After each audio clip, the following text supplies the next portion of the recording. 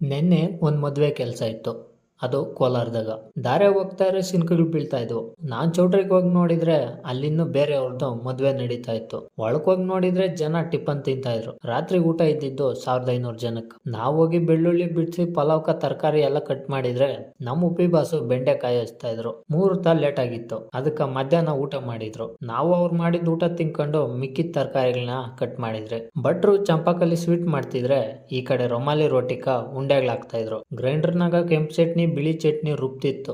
ಕೆಂಪು ಚಟ್ನಿ ಮಲ್ಲಿಗೆ ಇಡ್ಲಿಕ್ಕಾದ್ರೆ ಬಿಳಿ ಚಟ್ನಿ ಮಸಾಲೆ ದೋಸೆಕ.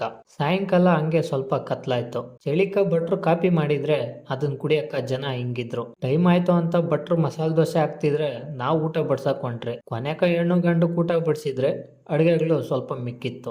ನಾವು ಮಲಗಿ ಬೆಳಿಗ್ಗೆ 3:45 ಟಿಫನ್ಗ ತರಕಾರಿ ಕಟ್ ಮಾಡ್ತಿದ್ರೆ ಎಲ್ರಿಗೂ ನಮ್ ಭಟ್ರು ಕಾಪಿ ತಂದ್ಕೊಟ್ರು. ನಾವು ಒಂದ್ ಲೋಟ ಕುಡಿದ್ರೆ ಅಲ್ಲಿ ಕೆಲವರು ಫೋನ್ ಚಾರ್ಜಿಂಗ್ ಹಾಕಿದ್ರೆ ಅದನ್ನ ಅಣ್ಣ ಹಿಂಗ್ ನೋಡ್ಕೊಂತಾ ಇದ್ರು. ಜನ ಟಿಫನ್ ಬರೋ ಟೈಮ್ ಆಯ್ತು ಅಂತ ಉದ್ದಿನ ವಡೆ ಹಾಕ್ತಿದ್ರೆ ನಾವು ಹೋಗಿ ಟಿಫನ್ ಬಂದವ್ರಿಗೆಲ್ಲ ಬಡಿಸಿ ಮನೆ ಕಡೆ ಹೊಂಟ್ನೆ. ಅಂದಂಗೆ ಇವತ್ತು ಇಷ್ಟೇ.